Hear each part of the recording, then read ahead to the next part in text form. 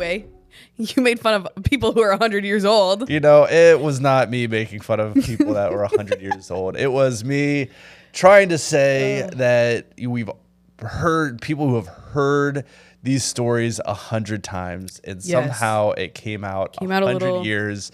And I make my comment, and as I stop and think, I'm like hearing what I just said, and I'm like, wait this a sounded minute. so much worse that it is not.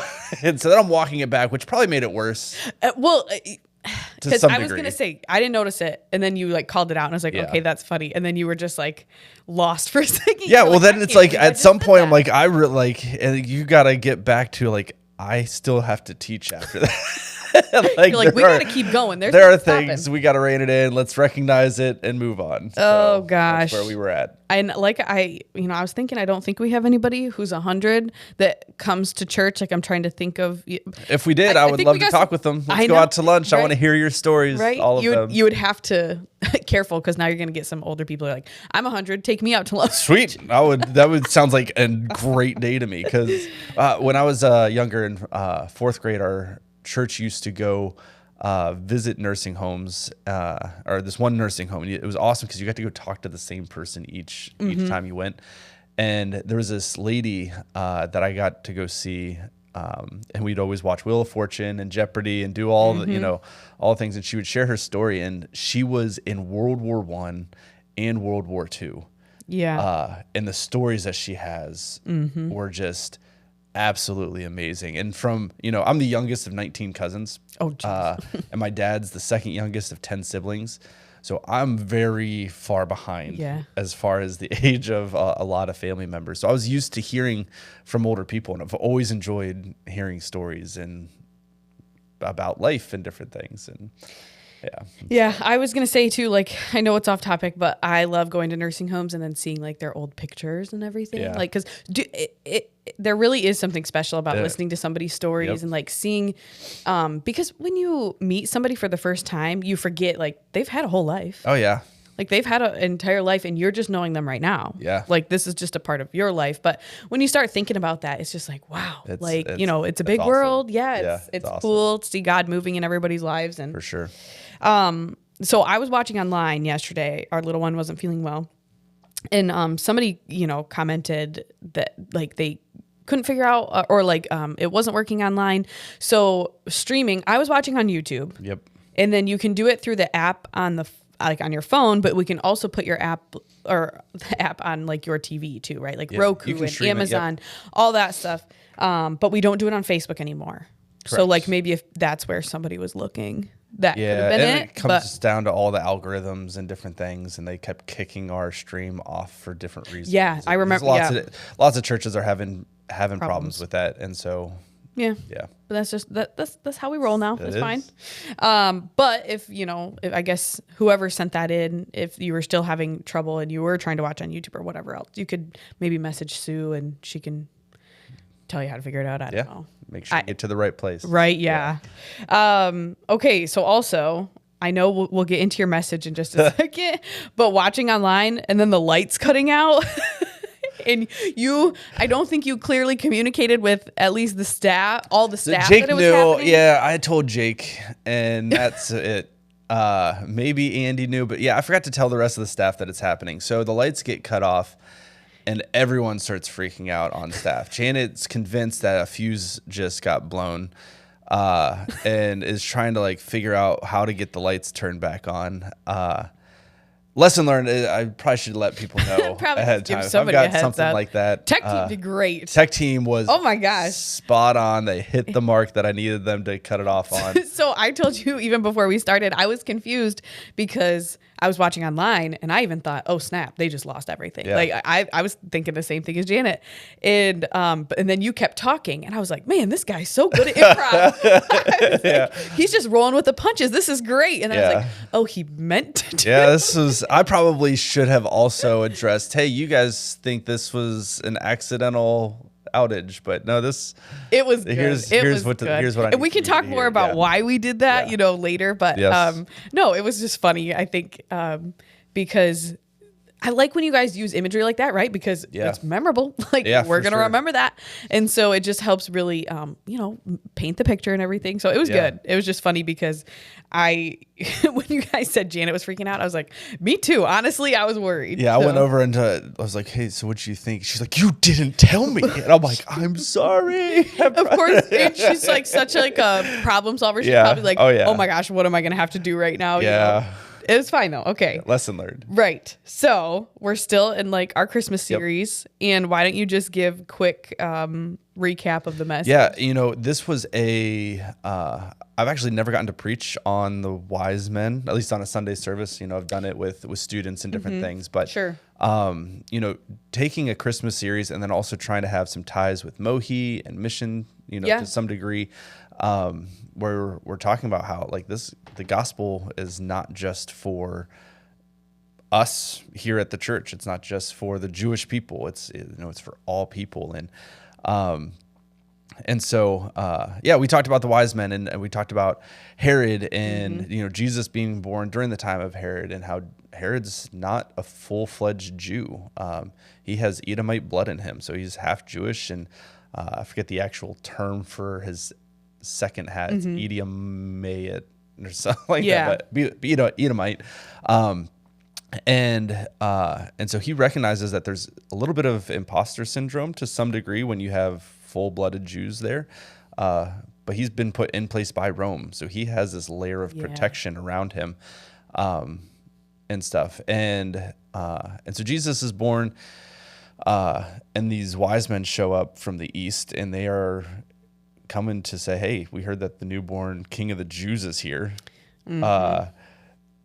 And you're telling the king of right, you're saying it to his face. Jerusalem, and he's just like, oh, that's interesting. Where's he at?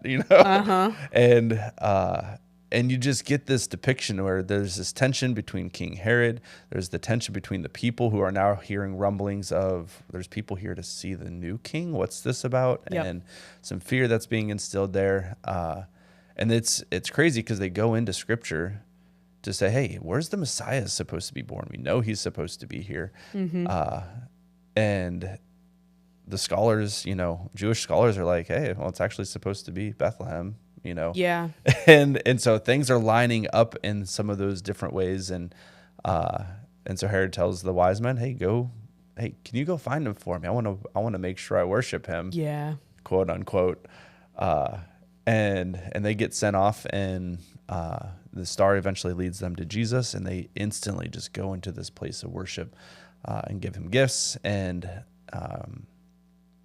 God speaks to them to make sure that they don't go back to the way of Herod, but they go a different route to avoid him. And this whole story is just the fact that Jesus comes on scene and everything changes. The anticipation that everybody's been waiting has now arrived.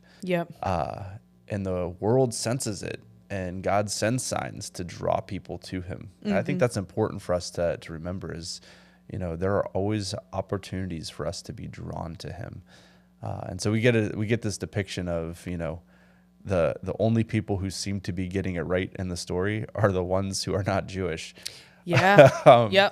And so it's a really cool story. Well, and okay, so I don't know if you really touched on, well, you did a little bit. So when you're talking about the wise men, they were like really big into studying the stars, right? Yeah. So as I was doing some studying as far as like who the wise men could be, there was this people group who tried to uprise against Persia. Long story short, it was not successful, and so instead of continuing to uprise, they basically found their way of just being scholars and educate. They focus on education, and they focus on studying things like the stars and religions and different things. And so they were known for their knowledge on a lot of things. And so they were a people group that it wasn't shocking that they would have been like, hey, these stars are speaking in a certain way. And so, this star pops up. You do research, and everybody's doing their best to be like, yeah, well, there was this astrological event. There was this. Maybe it was this, and maybe it was this. And one of the ones that they suspect it could have been was a star that represents the birth of a prince.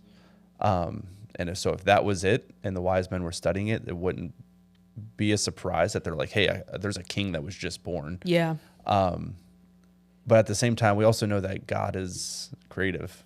And so Yeah. maybe it was a unique star that was, because we read the passage and I didn't find any major answers, but it's like the star settles on over where Jesus is. It's like, I've always kind of wondered, like, what does that exactly mean and look like? Because it's like they said the moment that they saw the star settle, they were filled with joy. Yeah. And so they clearly, were seeking God, whether they fully realized it or not. And it brought them to Jesus. Well, and just like what Larry was talking about, last week when we were talking about like, and kind of what you said, if you've heard this 100 times, if you're 100 years old, and you've heard this over and over again, we know the story, right? Like we get it. There's a star. Yeah. But then when you I like how you picked it apart because it's like, okay, but think of those questions you had when you were a kid. Yeah. Of like, well, what did this star look like? Yeah. Why was it so different? How did they know that star was special? Like, what does it mean? It was right over it. And movies and cartoons, they try to show it and try to help that. But it is just one of those really amazing things that God just works in cool ways. And sometimes it is hard to explain because even in our own lives, we've had times where it's like, I don't understand this, but I know that it's God moving in my life. Absolutely. So yeah. And the other thing I wanted to say, I don't think you talked about it on Sunday, but if we think of a nativity scene, right? Mm-hmm. Everybody's crowded in a barn. Yeah. Yeah.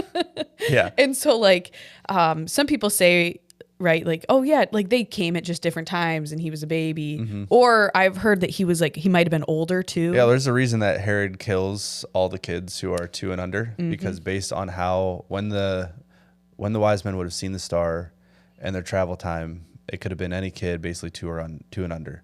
I had toyed around a little bit with bringing my son up on stage. Oh, to see.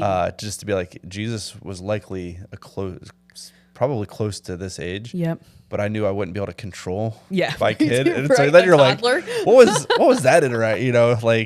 Was Jesus running around in the hay? But that'd be interesting too. Yeah. I don't know. But there was, but it says he's with Mary. And I'm like, I know how diligent we have to be with our son because he'll climb up on our counter and play with sugar if we leave him for 30 seconds. Yep. There is it would have been enough because, again, Oliver's really smart and picks up on things. Mm-hmm. It would have been enough I think the interaction would have been a really cool thing to get to experience between the wise men and Jesus, because Jesus, I think, would have been able to look and observe and I don't know. It's fun to think about. It is fun because to think we don't through. know. And even, he kind of knows what's going on or maybe just whatever. Yeah. But then also what they were thinking. Oh my word. Are we in the right place? We gotta be. I see a star. It's gotta be. So what are we witnessing? It's just, it'd be interesting to hear everybody's thought process and we just go with what we know. But it's just, I don't know. I think it's fun to think about. But so what I also liked is how you went into the idea of Herod and how, he was, you had a couple bullet points of how we can react and how it's similar to how people are today of when their way of life is basically being threatened. Yeah. So they're scared of that change. Yeah, absolutely. We've talked about, there's 3 reactions I talked through in my sermon. There's the reaction of hostility and opposition, the reaction of was it complacency? I think is the word I use. Mm-hmm. And the reaction of dedicated worship. And so Herod, you see this opposition piece taking place. You see somebody who, yes, he hears that the Messiah might be here, but he's recognizing this threatens my way of life. This threatens the way that I'm operating. This threatens how I will live. And he's not okay with that. And so he's trying to figure out how to preserve what he's doing and how to preserve his position. Yeah. And if that's threatened, if we've built up a status, if we've built up different things, and it's again, me. Yep. I've gotten my family to this place. why you're telling me I need to do life differently? Like, how dare you tell me that I'm not living well? Oh, yeah. And the thing is, you know, as Christians, we can do that in a way that's wrong, right? And when we talk with people, we can, you need to go tell somebody who doesn't know Christ, like, hey, you need to change everything immediately. Yep. Doesn't always Let go over Jesus work. Yeah. Right. Yep. You know, we can love on people and say, yeah, I don't know if I don't fully agree with this or this, but like, I just know we all need Jesus. And when we move towards Jesus, again, life change happens. Like he will work and move and show us and convict and all the things. But if somebody's not open to the gospel or to Jesus or to anything about church, like there is hostility that can take place. And we see it on the news. We see it in different things all the time. And some of it's caused by Christians who have been judgmental and not gone the right way. Yep. And that's what I love how we talked about that. Yeah. Was it during the James or like when did I think we did it was talk fairly about it recently. I think we talked about it in the James series some. Just about how and like the different kinds of judgment and everything. And and like how slow to anger, slow to speak. Yeah. Yeah. And because a lot of the times, you know, that's what I love about like how we at Northpointe talk about it, where it's like everything is relationship first. Because how many times, if you had some random person come up to you about anything, let's talk about parenting. You're at a restaurant and somebody's like, oh, you shouldn't be doing that. Are you going to receive that? Well, like, are you like, can you imagine somebody coming up and you're like, you're going to tell me how to parent my kid? Yeah. And like, maybe in the moment. And we have. And it's so good. Yeah. Right? So it's like those moments where it's just like, if you think about it in that way, and now think about you saying something about somebody's entire way of life, it's not going to get received. Yeah. Like, that's not what it's about. You have to recognize, most likely there has been a significant amount of hurt that exists that you just don't understand for somebody to get to that point. Well, because you wouldn't, because you don't know them, and that's the whole relationship part. That's the whole thing, and so there is a piece of it that, you know, for us as believers, you know, at Northpointe we have people from so many backgrounds. Oh yeah, I mean, you have Catholics and Methodists and Assemblies of God and you atheists and agnostic. You have people from all backgrounds that are just trying to figure out what is all of this, and so our due diligence as, you know, hopefully as a church, as believers, is to just be like, listen, like Christ transformed my life and it changed everything. Which again, this story is bringing out different responses on how people are responding. Yeah. And I kind of want to go into the lights out thing, because we talked about it at the beginning. And so now just talk about like your thought process behind that. And then just quickly, like, you know, because it was a great point. Yeah. You know, it's true, right? You even said like power goes out. What's the first thing you do? Yeah. Right. This sounds really funny. The idea came, I get up with my kids to get them ready for school. Okay. Yeah. And I'm more of a morning person and different things. So I don't mind getting up and whatnot. And we're in that season where like mornings are just dark. And so I'm getting up and it's like, you're trying not to wake up Katie in the process. And even though I know my room well, I still like bump into the dresser I still have like walked into the wall or like misgate something just cause like the lights are off. And it just started getting me thinking about like just the importance, like when you have a light on, like if I'm trying to go to sleep at night and there's one light that's just like shining, your eye, you can't help but to look at it. Yep. You're just drawn to it. And so as I started to think through this, I was like, man, if we cut the lights off, it doesn't matter who you are in that room, you're trying to find security and the light. Oh yeah. You'll look to the Christmas tree. You probably maybe the screen on my tablet. Like your eyes just go to it. Realization is we live in a world that's broken, that, you know, is filled with sin, and the hope of Jesus, you know, everybody is looking for hope. Everybody's looking for purpose. Everybody's looking for love. Everybody's looking for truth.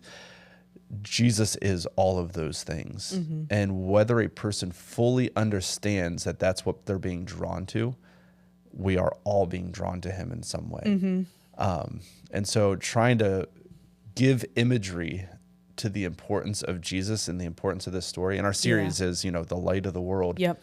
There are so many light references throughout Scripture. And actually, I think I touched on this in the second service and not in the first. But Matthew 6 talks about how if the light you see is darkness, how dark that light must be. Our eyes adjust to darkness at some point. Yep. When you stay in it long enough, if you stay in sin long enough, you can function in the dark. But when those lights come on, you reject it. And so I think that hostility, that we can feel towards the gospel, it's because there's hurt that takes place when we've lived in sin long enough that to go to the light, there is some pain. It's a change. Once it adjusts and your eyes get used to it, you look around and you're like, I didn't even know this stuff. I had no clue where I truly was. And that's just God, that's the healing. And so some people are still stuck in that sin, and some people have had freedom and they've gotten to experience what that light and living in that light is like. And I think it's our job as the church to help bring people out of that. And it's a process. It's a hard thing to do, but I thought the analogy really just. I could have probably done a whole four week series on that. That's what I was gonna say. Is like you could have just kept going on the analogy, right? Because like even just now you said like you're stumbling around in the dark, you get hurt when you're in the dark. But it's funny because when you said as soon as the lights go out, your eyes immediately are like, wait, you're adjusting, you see light or whatever else, and it's funny because even again we're watching online yesterday. But our little one, who's 6, was just like, what are those lights on the stage? And it was just from the band thing. It was just like a little bit lit up, just a little bit. And I was like, oh, that's from the band. But immediately, that's what she was looking at. Like, was the lights. And so I was like, man, I'm like, I know you're not listening, but you're falling right into this. And you know what I mean? Like, this is what he wanted.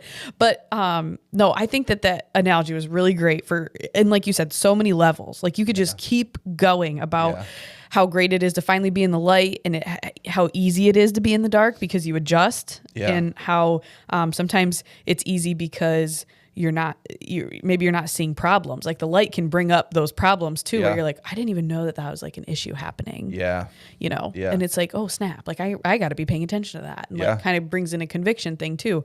I thought it was really good. Well, it is interesting because as Jesus gets older and grows, you have the Sermon on the Mount that eventually takes place, and which again is in the Matthew 6 section, and he's shedding light. Like, you've thought things like this, but I'm telling you, this is it. And he's shedding light of like, oh wait, that's how we're supposed to. And it's just, and now you've got the Holy Spirit, and the Holy Spirit is able to guide us into all truth. And I don't know if you remember like when you were first maybe like a Christian. I've talked on here before, like I grew up in church my whole life, but there was a part, and I think it's just that rebellious teenager phase that everybody goes through where it does feel like rules.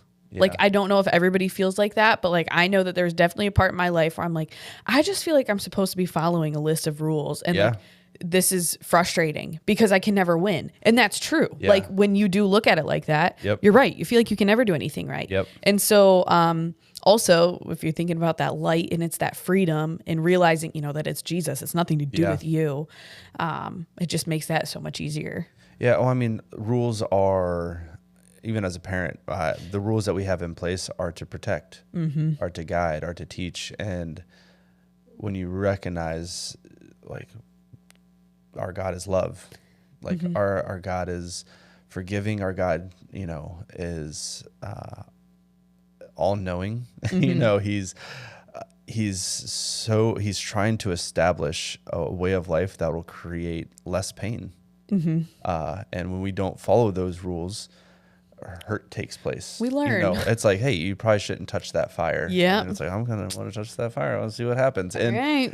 You're gonna learn. You get burned. And the thing is, there are moments where it's like, hey, you probably shouldn't have 2 wives. it's not gonna work out. It's gonna cause some pain. Yeah. Like it's a whole element of us trusting that God has best. Yes. The intentions are good for us. And yeah, we do go through those things where it's like, well, I just want to live my life the way that I want to live. Yep.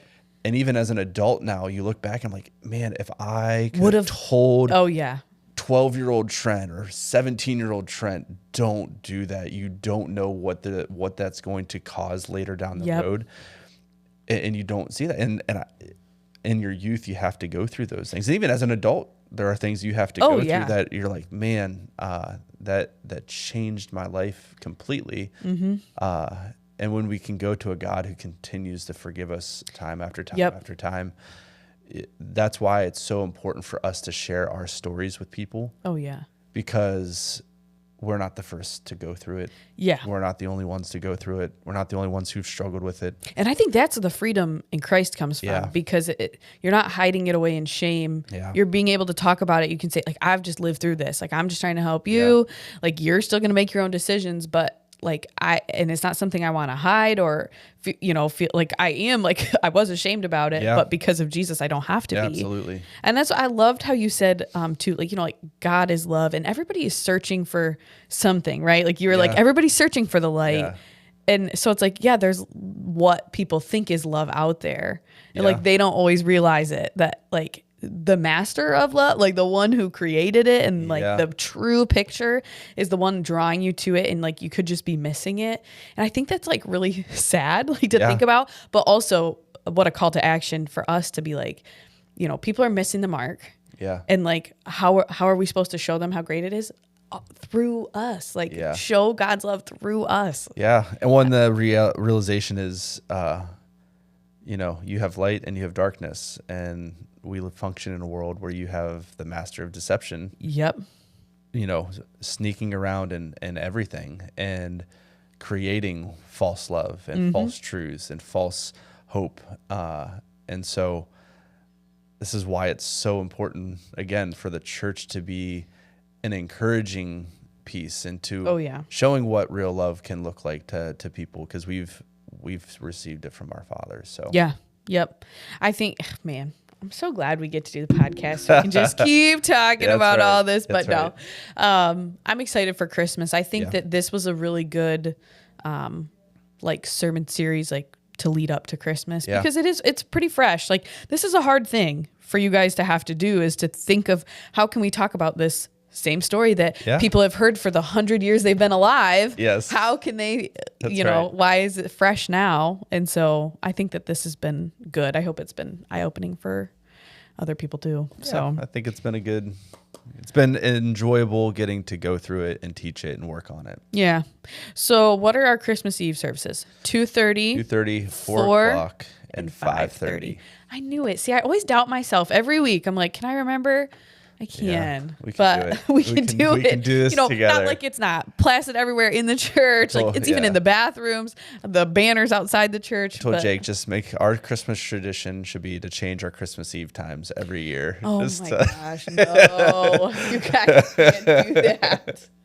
No, listen, the change that happened this year is hopefully to make it an opportunity for people to be able to find the times to work for their families with the traditions that they've got and everything. So I think it'll be good. Yeah. We still have the Christmas light show going on. 2 more days. Tonight and tomorrow night. Okay. 6 to 8 p.m. So. Gotcha. Yeah. That'll be fun. I think that's been going well, right? Yeah. People have been. Yeah, we've had. I'm excited to hear the head count. You guys are counting our cars, we're right? Counting at least. Cars. Yeah. Last night we had 145 cars. Nice. And 450 people, give or take, through. Man. So that'll be exciting. I love doing that, and it's just so cool. We drove in today, and the lights are off. Obviously, it's the daytime. Yeah. And our little one, who's 6, is like, these lights look so good, so pretty. I'm like, babe, just wait till tonight. Like you're gonna see it all lit up. I felt bad. There's some people got here a little bit early, and I'm like, I'm so sorry. I only like half the lights are on. I was like, give us 10 minutes and come back through. Yeah, hold on. Just circle. When we say starts at 6, we mean starts at 6. Yeah, right. Because it's circle round.